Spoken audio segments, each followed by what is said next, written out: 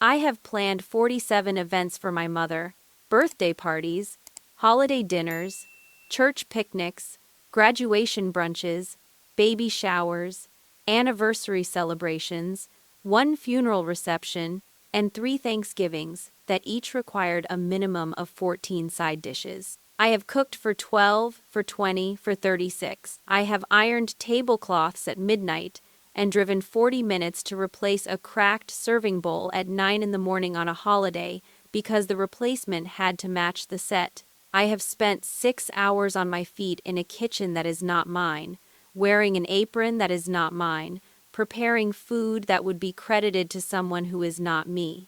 Not once have I been asked to sit down. My name is Morgan Calloway. I am 36 years old. I am a freelance event planner in Austin, Texas, and I am very good at my job. My clients pay me. My clients thank me. My clients send referrals and holiday cards, and occasionally a bottle of wine with a note that says something like, "Morgan, the gala was flawless. You made it look effortless." My mother does not send holiday cards. My mother sends lists. The one she handed me on a Saturday morning in April was written on cream-colored paper in her beautiful cursive. Careful loops, perfect spacing, the kind of penmanship they used to teach in schools that no longer exist. 37 items. 2-day timeline. Cook for 30. Clean before and after. Set up the patio by 3. Test the speakers by 4. Chill the wine by 5. Iron the tablecloths. Arrange the centerpieces. Make the pulled pork, the coleslaw, the 3-bean salad, the lemon bars, the sweet tea, the backup sweet tea, in case the first batch runs out, which it always does because my mother invites people who drink sweet tea like it is oxygen. At the bottom, underline twice. Your sister's engagement party must be perfect. I read the list twice, not because I needed to. I have been reading these lists since I was 23 years old. I could write them from memory. I read it twice because I wanted to be sure, one final time, that what I was seeing was real. That after 15 years of planning and cooking and cleaning and setting up and breaking down and driving home alone to eat leftovers standing at my own kitchen counter, my mother had handed me a 37-item task list for my younger sister's engagement party and had not included a single line that said, "And then sit down and enjoy it." I looked up. "Where do I sit?" My mother laughed. Not a mean laugh. That is the thing people do not understand about my mother. She is not cruel in the way that requires effort. She is cruel in the way that requires nothing at all. She laughed the way you laugh when someone asks an obvious question. The way you laugh when a child says something silly. "You don't," she said, and turned back to the counter. "It is not that hard, Morgan." That is what she always says. "It is not that hard. Set up the tables. It is not that hard. Cook for 30. It is not that hard. Spend your Saturday building a party you will watch from behind the kitchen door. It is not that hard." She is right, in a way. None of it is hard. I am a professional event planner. I can coordinate a 200-person corporate retreat with 17 dietary restrictions and a keynote speaker who will not fly commercial. A backyard engagement party for 30 is not hard. What is hard is doing it for free, for 15 years, for people who do not notice you are doing it. My father was sitting at the kitchen table reading the newspaper. He heard everything. He did not look up. His fingers turned the page with the careful steadiness of a man who has been practicing not seeing things for a very long time. I looked at him for 3 seconds. He did not look back. I folded the list, put it in my back pocket, and I smiled. Not the kind of smile that means happiness. The kind that means the math is done and the answer is final. "I'll go get the supplies," I said. I drove back to my apartment on South Lamar. 1 bedroom, clean in the way that makes some people uncomfortable. Label maker on the shelf. Organizer bins sorted by color.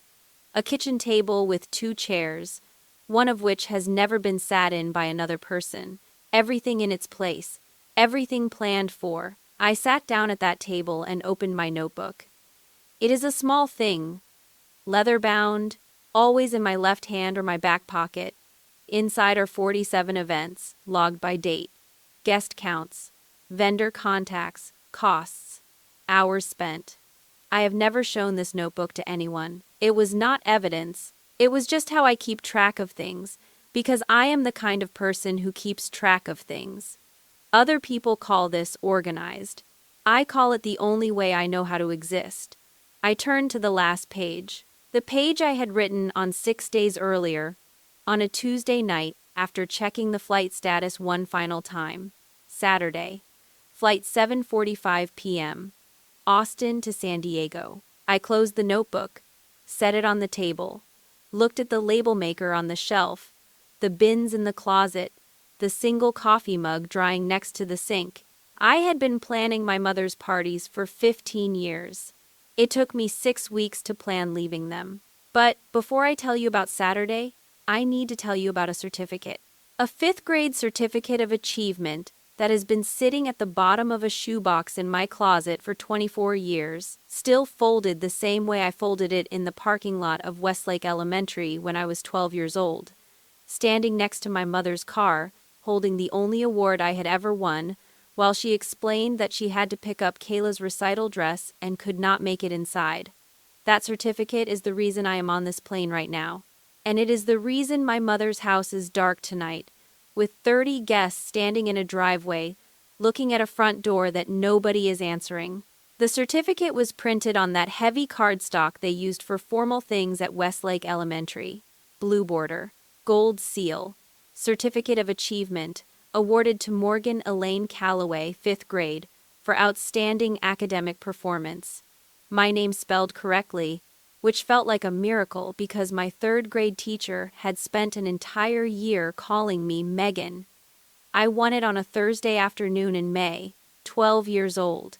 I walked across the stage in the gymnasium and Principal Hewitt shook my hand and said, "Excellent work, Morgan," and I looked out at the rows of metal folding chairs to find my mother's face. Row 2, 3rd seat from the aisle. That is where she said she would be. The seat was empty. Kayla was there, 7 years old, sitting next to my Aunt Donna, kicking her legs because her feet did not reach the floor. She waved at me. I waved back, but I was not looking at Kayla. I was looking at the empty chair next to her, and at the purse that was not hanging on it, and at the coat that was not draped across the back. After the ceremony, I walked to the parking lot. My mother was standing next to the Suburban with 2 shopping bags from Dillard's, one of them pink, the other wrapped in tissue paper. "Sorry, honey. I had to pick up Kayla's recital dress.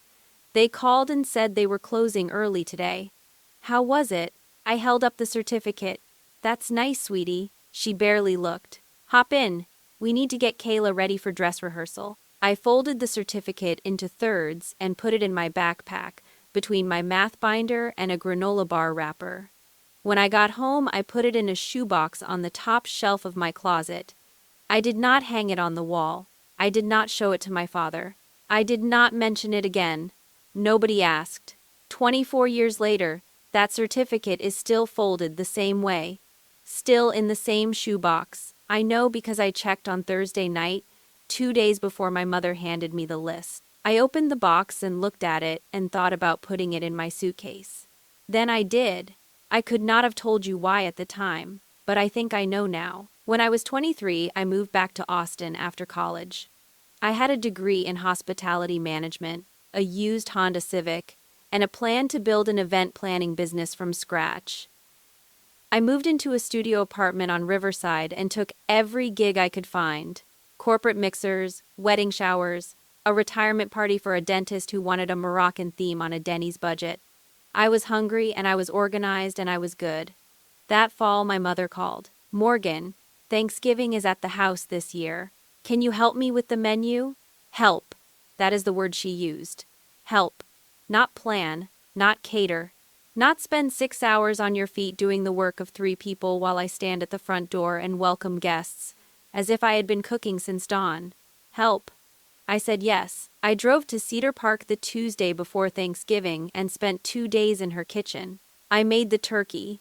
I made the stuffing, the gravy, the cranberry sauce from scratch, the green bean casserole, the mashed potatoes, the corn pudding, the rolls, the 2 pies. My mother made the sweet tea. She poured it from a pitcher I had prepared into glasses I had washed. 14 people sat around the table. My mother stood at the head and said, "I have been cooking all day. I hope you enjoy it." Everyone applauded. Someone said, "Heather, you have outdone yourself." I was standing in the kitchen doorway, holding a dish towel, a smear of flour on my wrist. No one looked at me. Not once. That was the first event. The first of 47. I told myself it was fine. I told myself this is what families do. You help because you love them, and you do not keep score because love is not a ledger.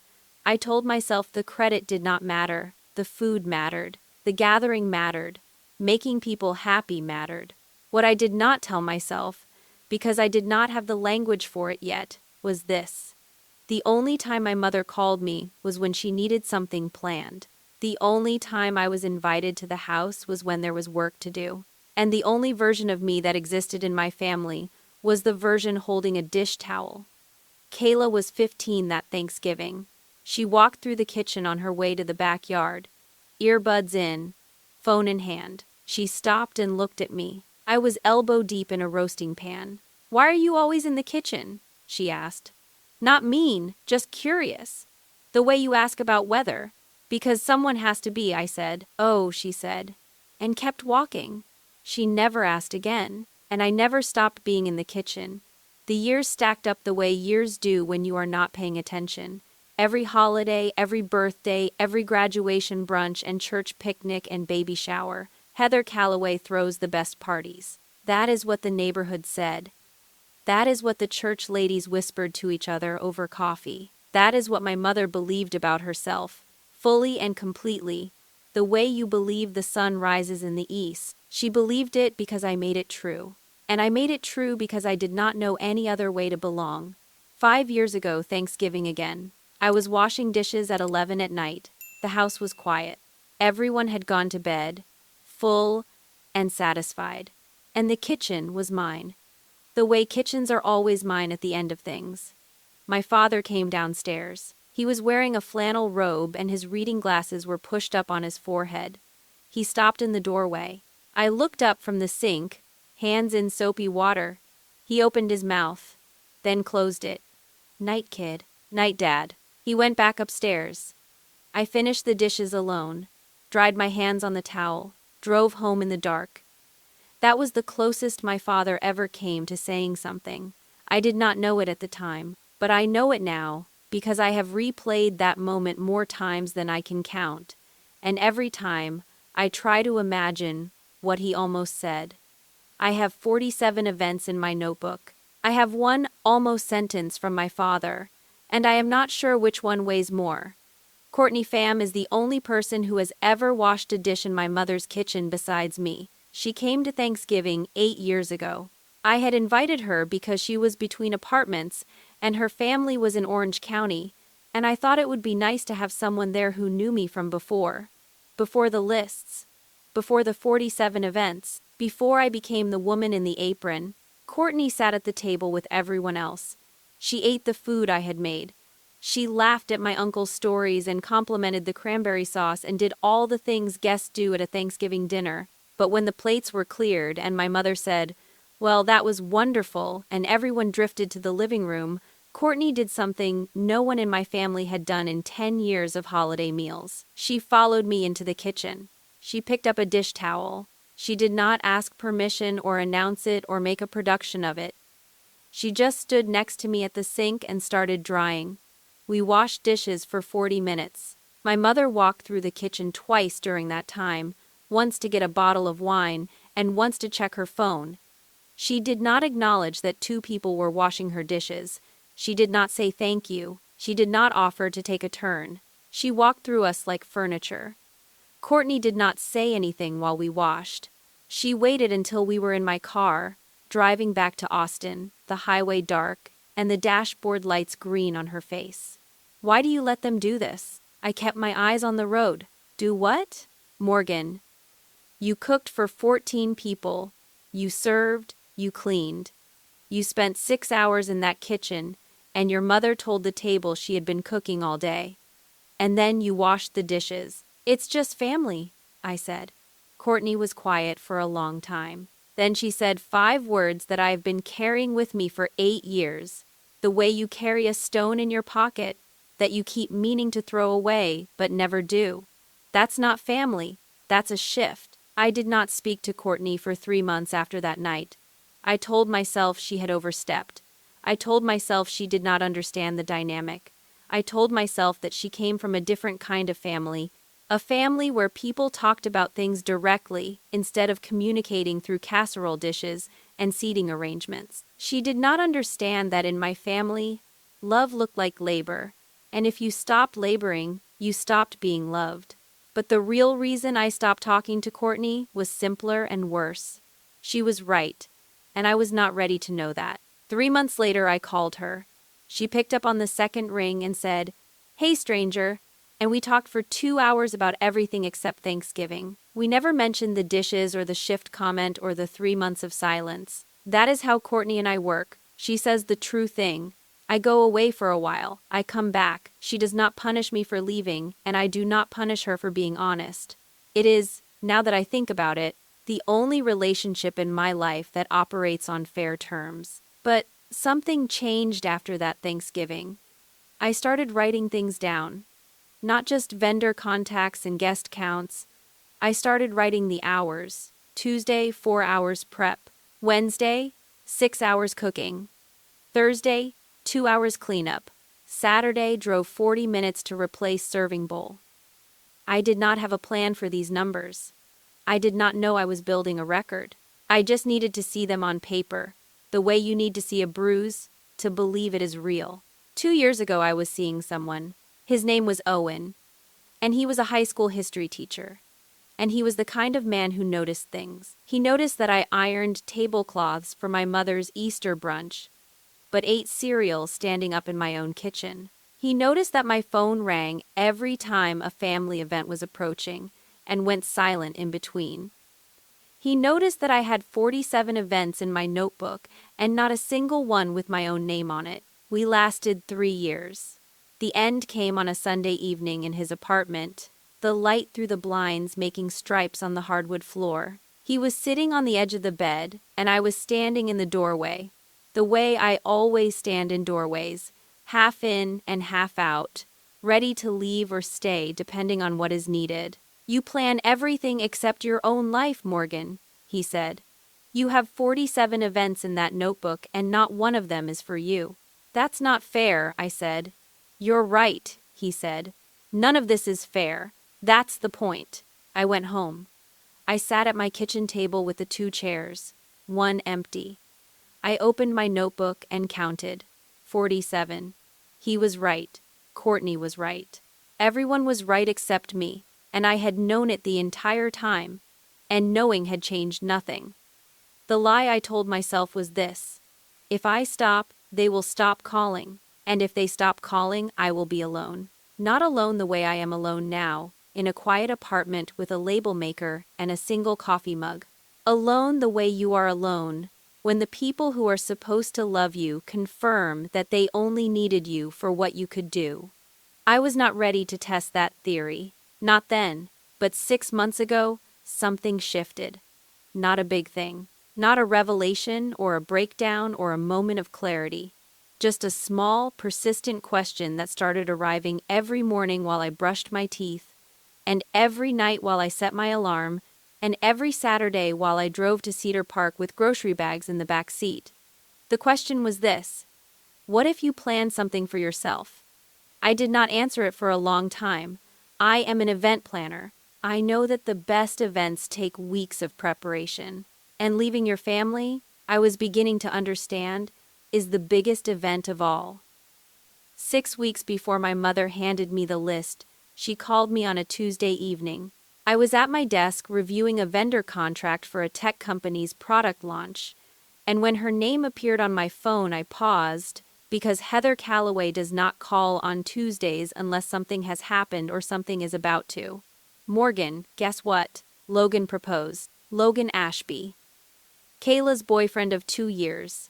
I had met him once at a Sunday dinner where I made pot roast, and he complimented the seasoning and shook my hand and called me, "Ma'am," which made me feel ancient and oddly respected at the same time.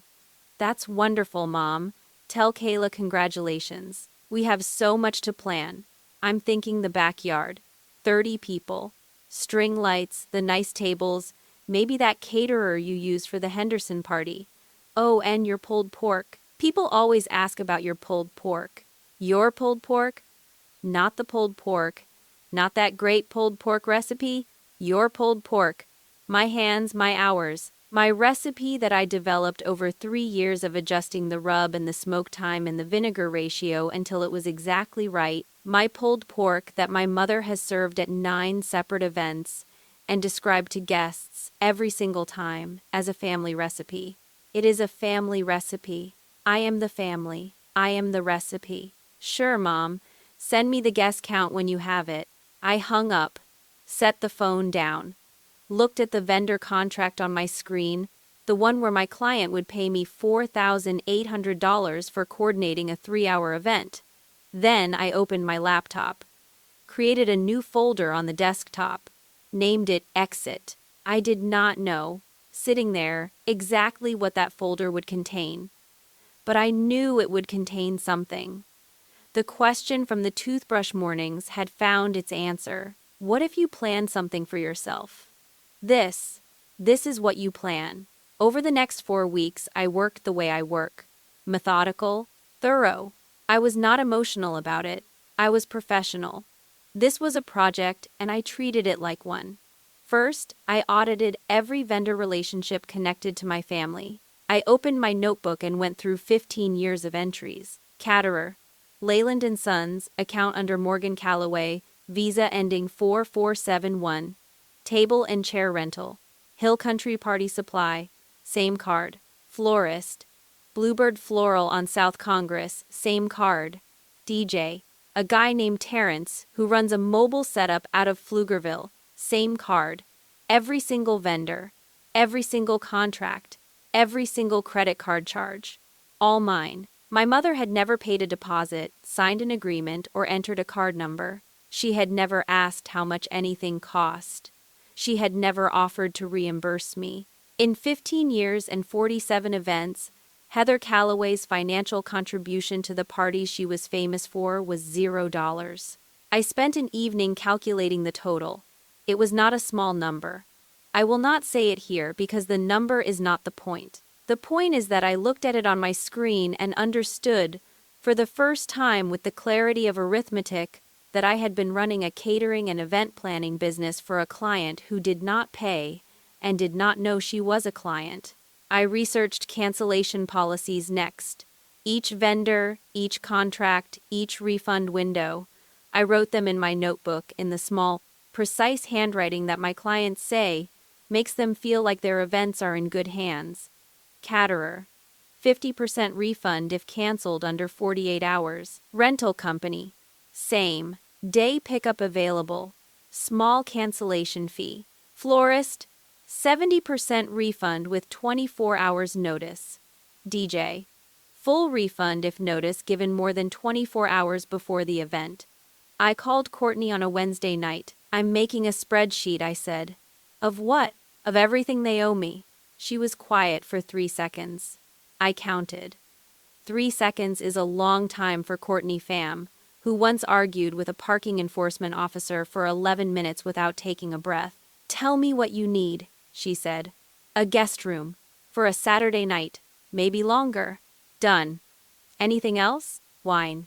Already chilled. I booked the flight on a Tuesday. Austin to San Diego, Saturday departure, 7:45 in the evening, one way. I looked at the return flight options and closed the tab. I was not ready to decide when I was coming back. Or if. Heather called 2 days later with the guest list. 30 names. I recognized most of them.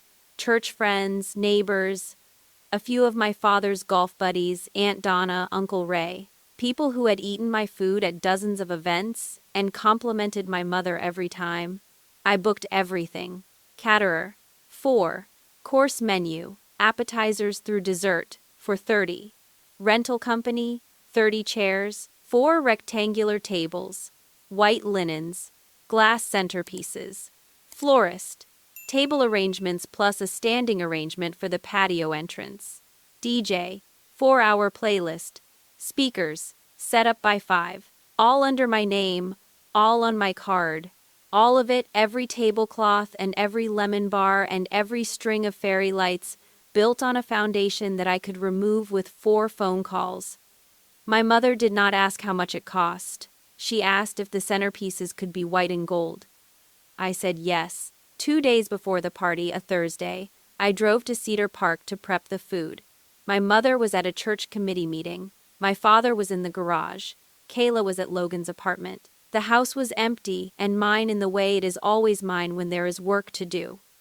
I spent 4 hours in the kitchen, pulled pork in the slow cooker, coleslaw in the fridge, lemon bar batter ready for Friday morning bake, 3-bean salad marinating, sweet tea brewed, both batches, in the big glass pitchers that my mother received as a wedding gift 36 years ago and has never once filled herself.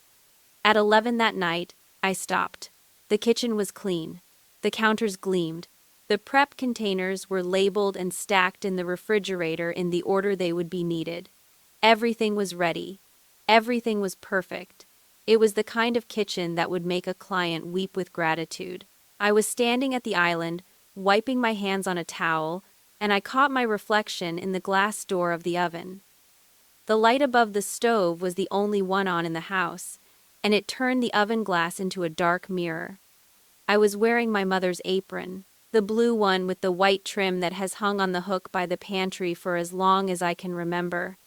I did not bring my own apron. I never do. I always wear hers, because hers is already there, the way I am always already there, in her kitchen, doing her work, wearing her uniform. I looked at the reflection and I did not see Morgan. I saw my mother's kitchen, my mother's apron, my mother's party. I saw a woman who had been standing in this exact spot under this exact light for 15 years, and nobody had ever walked in and said, "Sit down, I'll finish."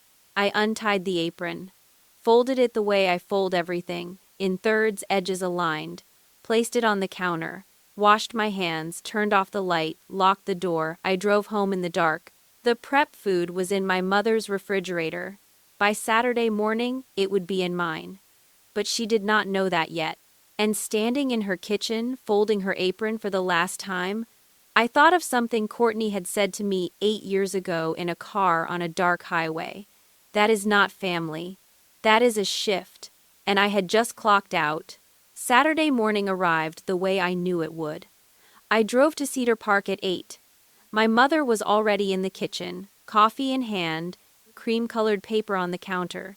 She had added 3 items since Thursday, 40 now, 40 tasks on a list for a party I would not attend, written in handwriting so beautiful, it almost made you forget what the words were asking. I have already told you about the list. I have told you about the question I asked and the answer she gave, and the way my father turned the page of his newspaper without looking up. I do not need to tell you those things again. What I need to tell you is what happened next. I picked up the list, read it, folded it, smiled. And then I said, I need to run to the store for a few things, and I should take the food home to finish prepping. My oven is better for the lemon bars. My mother did not question this. She has never questioned my process because my process has never failed her. That is the thing about being reliable for 15 years.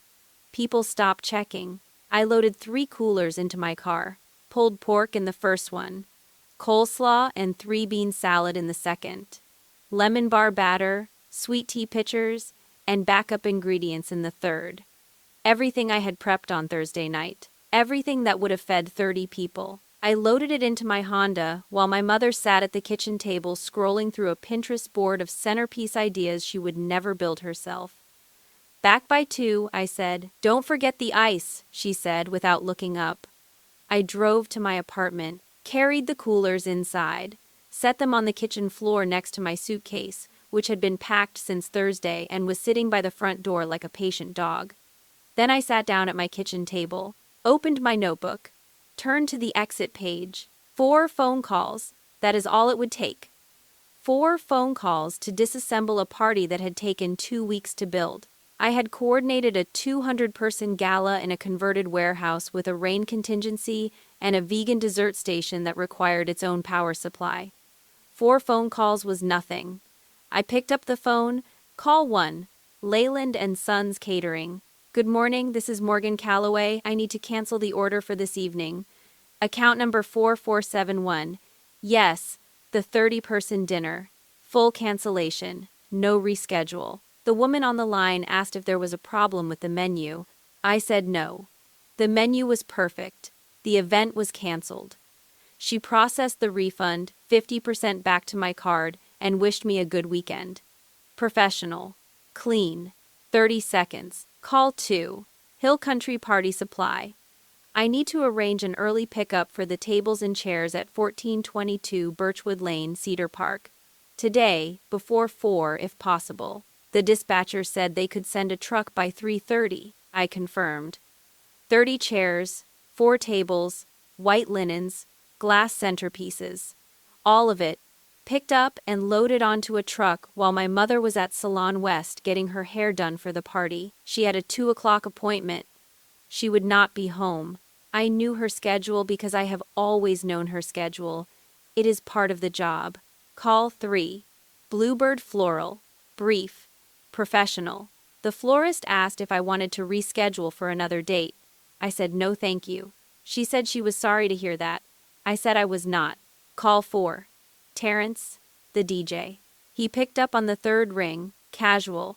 The sound of a lawnmower in the background.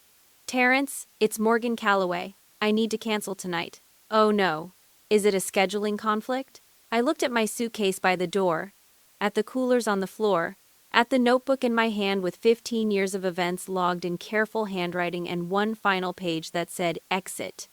You could say that, I said. He processed the refund. Full amount. I thanked him and hung up. I sat at the table for a moment. 4 calls, 11 minutes total.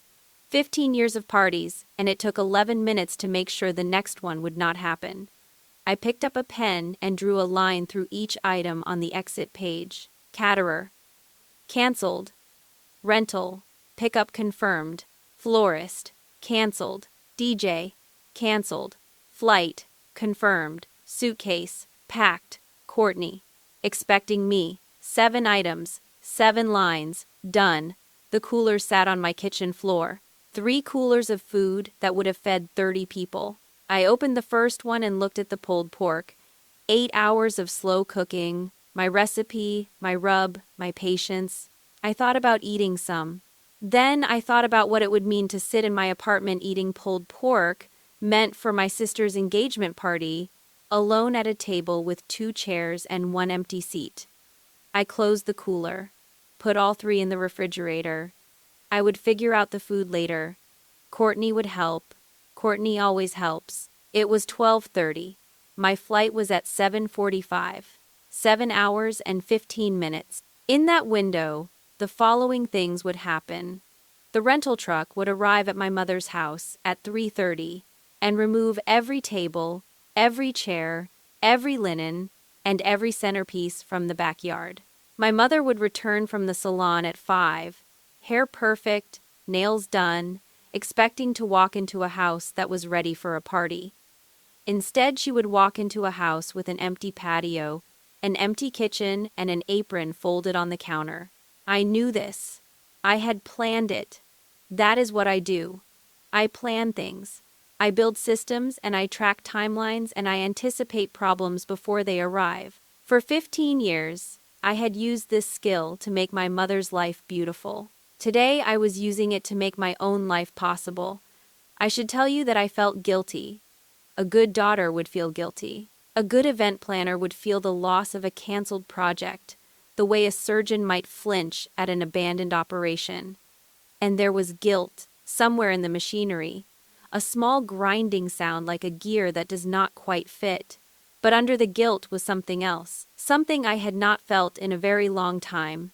So long that I did not recognize it at first. It was not happiness.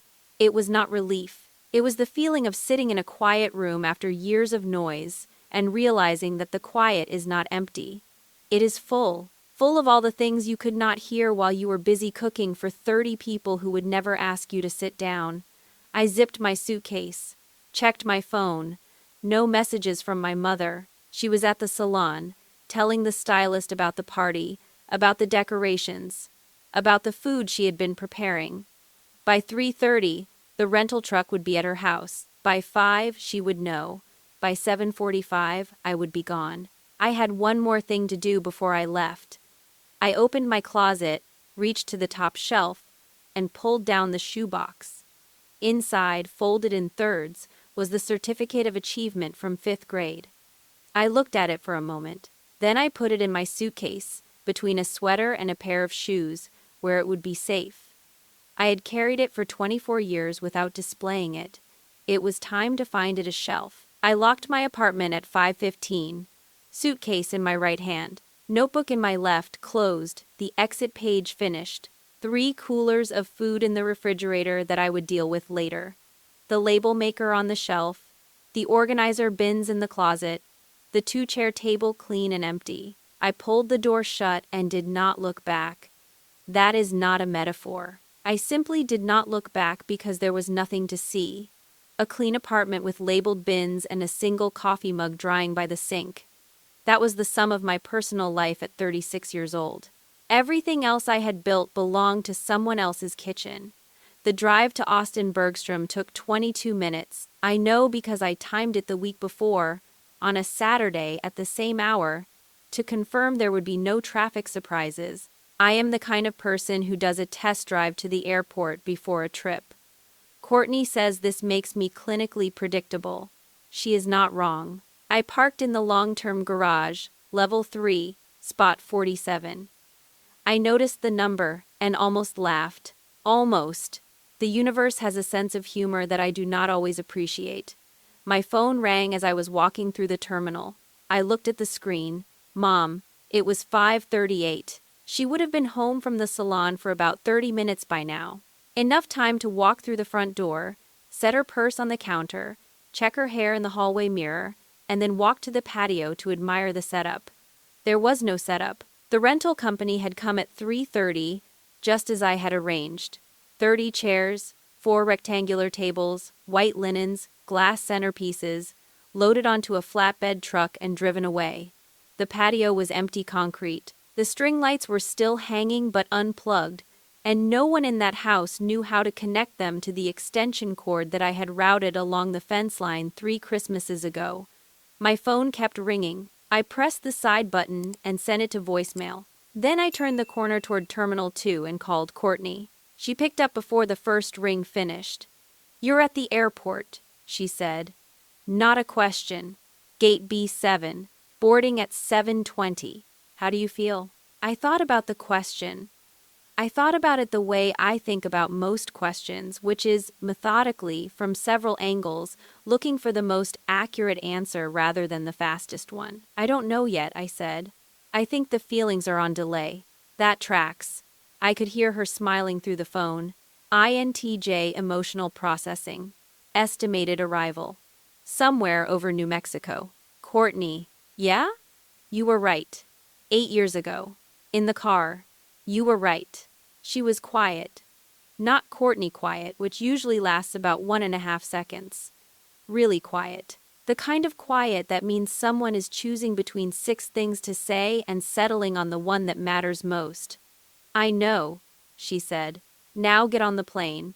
The wine is chilled and I ordered Thai. You ordered Thai. Green curry. Extra basil. Because you have been cooking for other people for 15 years and tonight someone is cooking for you, even if that someone is a restaurant on Garnet Avenue." I laughed. A real one. Small, surprised, the kind that catches in your chest before it reaches your mouth. I had not laughed like that in a while. "Thank you," I said. "Do not thank me. Thank Southwest Airlines for having a 7:45 departure. I will see you at 10. Terminal 2. Curbside pickup. I will be the one honking." She hung up. I stood in the terminal holding my phone, watching families and business travelers and couples move around me like water around a stone. A woman my age was sitting at the gate across from mine, reading a paperback, a carry-on at her feet. a coffee in her hand.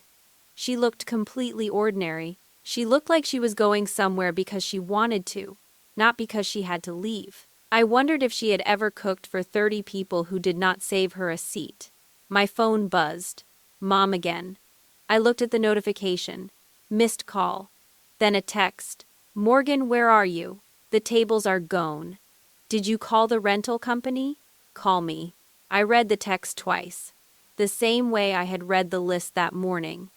Then I put my phone in my jacket pocket and did not take it out again.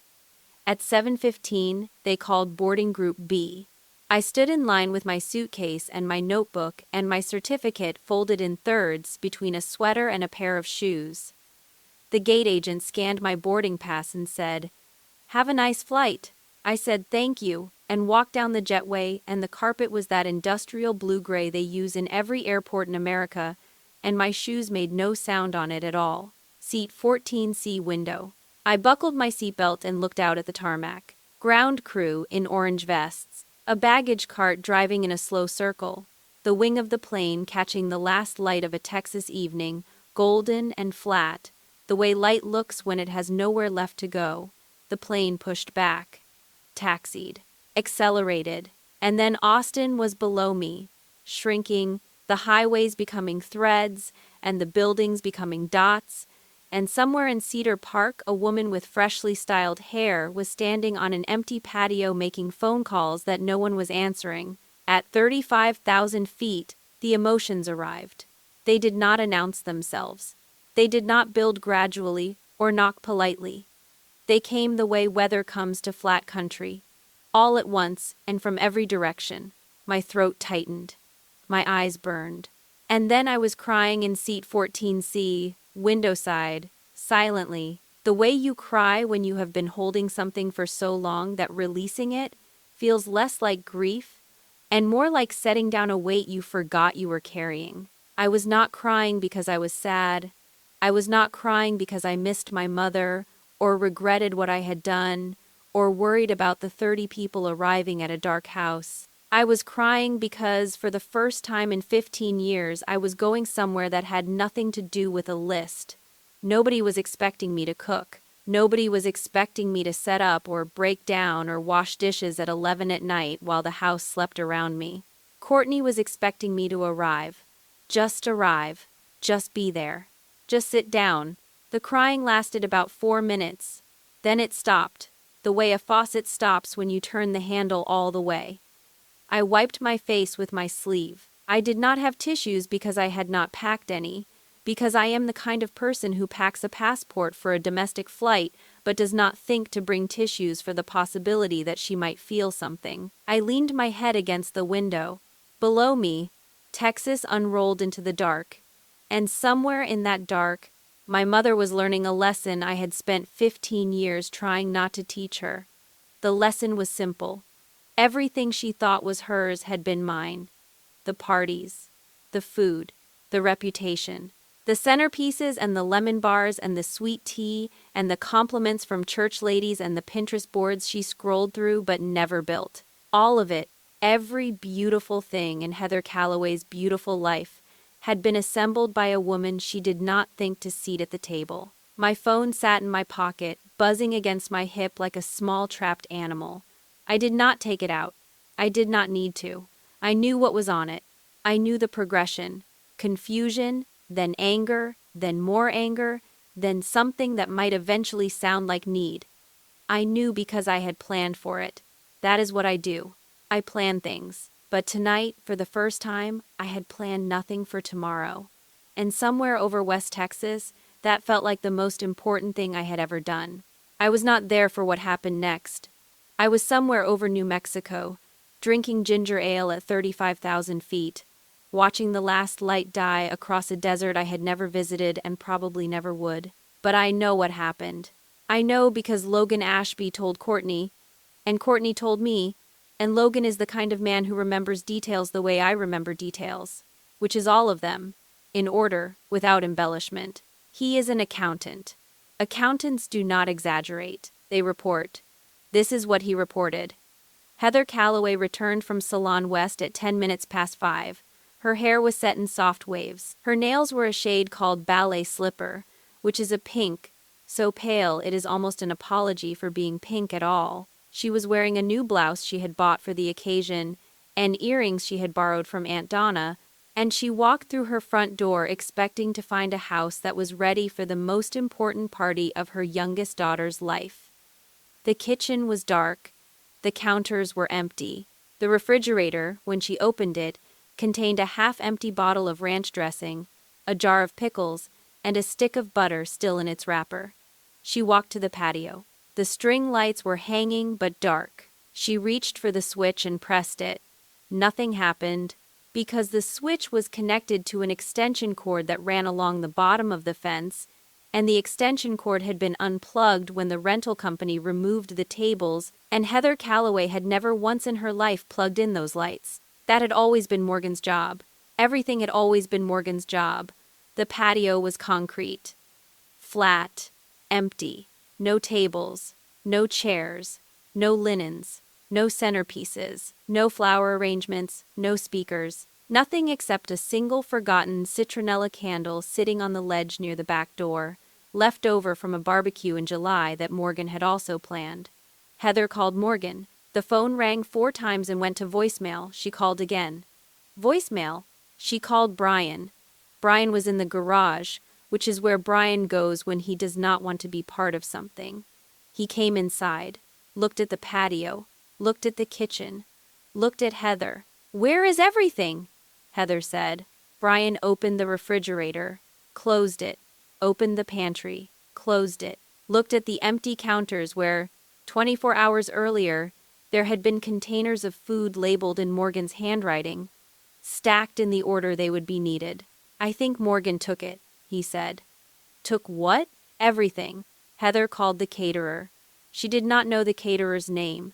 She scrolled through her own phone looking for a number she had never dialed, because Morgan had always made the call. She found nothing. She called Morgan again. Voicemail. She called Kayla and told her to come early, that there was a situation, that Morgan had done something. She was not sure what, but something was wrong. Kayla arrived at 7:30. Logan was driving. Kayla was wearing a white dress with small gold buttons down the front, the kind of dress you buy when you expect to be photographed and congratulated and handed glasses of champagne by people who love you. She had curled her hair. She had spent 40 minutes on her makeup. She walked into the house and stopped. "Mom, where is everything?" Heather was standing in the kitchen, phone in one hand, the other hand flat on the counter, the way you brace yourself when the ground is moving. She had been crying, not dramatically, quietly, the kind of crying that happens when a woman who has built her entire identity on being in control discovers that the thing she was controlling was never hers. Morgan left, Heather said. She canceled everything. The caterer, the rentals, the flowers, all of it. It was all under her name, her credit card. She canceled it. Kayla looked at the empty patio, at the dark string lights, at the refrigerator door hanging open with nothing behind it. She canceled the food, too. She took the food. This morning, she said she needed to finish prepping at home. She took it, and she left. Logan stood in the hallway, holding a bottle of wine they had brought as a gift, watching 2 women he had known for less than 2 years discover something they should have known for 15. He did not say anything. He is an accountant. He was calculating. At 8 o'clock, the guests began arriving. First was Mrs. Nguyen from across the street, carrying a casserole dish and wearing a floral blouse she had ironed for the occasion. She walked up the driveway and noticed that the house was darker than expected. The porch light was on, but the backyard was black. She rang the doorbell. Heather opened the door. Her mascara had migrated. Her new blouse had a wrinkle across the front where she had been leaning against the counter. Mrs. Nguyen looked past her into the dark house. "Heather, is it a surprise party?" Heather's mouth opened, closed, opened again. "It's certainly a surprise," she said. More guests arrived, couples in nice clothes, bottles of wine, congratulations cards with checks inside. They stood in the living room, which had no additional seating because the 30 chairs were in a warehouse in Round Rock. They held their wine bottles and looked at each other and spoke in low voices. The way people speak at events that are clearly not going as planned, but nobody wants to be the first to say so. Heather tried. She went to the kitchen and opened cabinets looking for something to serve. She found crackers. She found a bag of pretzels from a brand she did not recognize, left over from some previous event Morgan had organized. She put them in a bowl and carried them to the living room. 30 adults, dressed for an engagement party, eating stale pretzels from a mixing bowl. Uncle Ray asked where the pulled pork was. Aunt Donna asked where the tables were. Someone asked if they should order pizza. Brian was leaning against the kitchen door frame, arms crossed, looking at the floor the way he always looks at the floor when something is happening that he should have prevented. Then he straightened up, walked to the refrigerator, and opened it one more time, as though something might have materialized in the past 40 minutes. Ranch dressing, pickles, butter. He closed the door and looked at Heather, who was standing in the middle of her own kitchen in her new blouse and her ballet slipper nails and her soft wave salon hair, holding a phone that had made 43 unanswered calls. So Brian said, "Pizza?" Heather turned on him with a look that could strip paint from a wall at 30 feet. "This is not funny, Brian." "You're right," he said, quietly, not joking anymore. "It's not." Guests began leaving at 8:45. Nobody said what they were thinking. They said things like, "We should do this another time and give Kayla our love, and I hope everything works out." They carried their wine bottles and their casserole dishes back to their cars and drove away. And with each pair of headlights turning out of the driveway, Heather Calloway's reputation as the woman who threw the best parties in Cedar Park dimmed a little more. By 9:15, the house was empty except for family. Heather, Brian, Kayla, Logan, and Aunt Donna, who had stayed because Aunt Donna is the kind of woman who stays. Kayla was sitting on the couch, still in her white dress, the gold buttons catching the light from the single lamp that was on. She had not cried. She had gone past crying into something quieter and harder. She was staring at the empty patio through the glass door. Logan sat next to her. He had not spoken much all evening. He had watched, he had calculated, and now he said the thing that nobody else had said. Maybe we should call Morgan, not to yell, just to ask if she's okay. Heather, from the kitchen, voice sharp and raw. "She is fine. She is being dramatic. She does this because she wants attention." Logan looked at Kayla. Kayla looked at the floor. Then Kayla said, very quietly, without looking up, "She doesn't want attention, Mom. She never wanted attention. She wanted a chair." The room went still. Not the kind of stillness that comes from shock, but the kind that comes from recognition.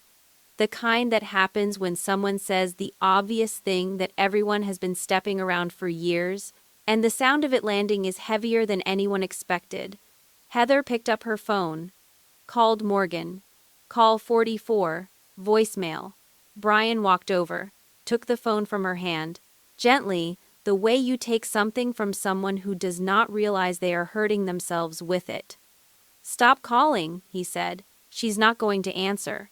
"How do you now?" Brian looked at his wife. At the empty kitchen. At the apron still folded on the counter where Morgan had left it 2 nights ago, untouched, as though it were a note nobody had read. "Because I wouldn't answer either," he said. Heather sat down. Not in a chair, because there were no chairs. She sat on the kitchen floor, her back against the cabinet, her ballet slipper nails curled against the tile, and she did not call again. Courtney picked me up at Terminal 2 at 10:14. She was driving a blue Subaru with a dent in the rear bumper and a parking ticket tucked under the wiper that she had clearly been ignoring for some time. She honked twice, exactly as promised. I got in, set my suitcase in the back, put on my seatbelt, and then I sat there, in the passenger seat of my best friend's car, in a city I had not visited in 3 years, and I did not say anything for a full minute. Courtney did not fill the silence. She drove. She turned onto Harbor Drive and the ocean appeared on the left, black and flat under a sky full of stars, and the salt air came through the cracked window and it smelled like nothing I recognized, which was exactly what I needed. Something with no memory attached. "You okay?" she said. "I don't know yet," I said. "Ask me tomorrow." "Fair." She took me to her condo. Second floor. Balcony facing the ocean. There was Thai food on the counter, still warm, and a bottle of wine that was already open, and 2 glasses, and a box of tissues on the coffee table, the good kind, with lotion. "You predicted the crying," I said. "I predicted everything. I am the Courtney of this operation." I almost laughed. Then I did laugh. Then I cried. Not for long, not dramatically, just enough to let the last of it out, standing in Courtney Pham's kitchen, holding a glass of wine I had not poured for myself, wearing no apron, standing in someone else's house for the first time not as the help. We ate green curry on her couch and did not talk about my mother for the first hour. We talked about her job and her neighbor's dog and a show she wanted me to watch, and whether the Thai place had changed their basil supplier because something tasted different. Normal things, the kind of things people talk about when they are not performing for anyone. The next morning I listened to the voicemails. All 47 of them. I sat on Courtney's balcony with coffee and my phone and I pressed play and I listened to every single one. My mother's voice moved through a progression I could have predicted with my eyes closed. The first few were sharp. "Morgan, where are you? Call me back immediately." Then confused. "I don't understand what's happening. The tables are gone." Then angry. "How could you do this? This is your sister's night. This is the most selfish thing you have ever done." Then bargaining. "If you come back right now, we can still fix this. I can call people. We can order something." Then quiet. "Morgan, please." Then, on the last message, nothing. Just the sound of breathing and a long pause, and then the click of a hang-up. I deleted all of them. Then I listened to Brian's. His was the 46th message. It came in at 9:32, after the guests had left, after Heather had stopped calling, after the house was empty and dark. "Morgan, it's Dad." A long pause. The kind of pause that a man makes when he is saying something he has never said before and is not sure the words will come out in the right order.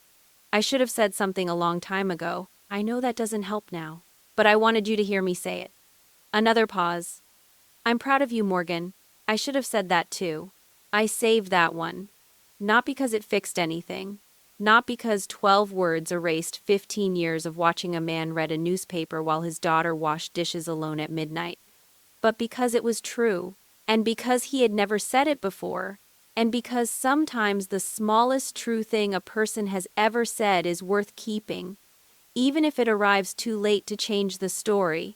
There was one text from Kayla, sent at 11:43 the night before, after everyone had left, after the pretzels and the empty patio and the ballet slipper nails on the kitchen tile. "I'm sorry. I should have seen it." 5 words. I read them sitting on a balcony 3 states away, the Pacific Ocean in front of me, and the morning sun making the water look like something that had been polished. I thought about what to write back. I thought about it for a long time. Then I opened my suitcase. At the bottom, between a sweater and a pair of shoes, was the certificate. 5th grade. Blue border. Gold seal. Outstanding academic performance. Still folded in thirds. Still creased in the same places from a parking lot 24 years ago. I carried it to Courtney's bookshelf. Set it upright between a pottery vase and a framed photo of Courtney at her college graduation. It fit. It looked like it had always been there. Like it had been waiting for a shelf that was not a shoebox. Courtney came out of the bedroom, hair wet, coffee in hand. Saw the certificate, read it, looked at me. 5th grade, she said. 5th grade. She nodded once. Did not ask for the story. She already knew the story. She had known it for 8 years, since a dark highway and a dish towel and 5 words in a car. I went to the balcony, sat down, barefoot on the concrete. No notebook, no checklist, no label maker, no list of 37 tasks in someone else's beautiful handwriting.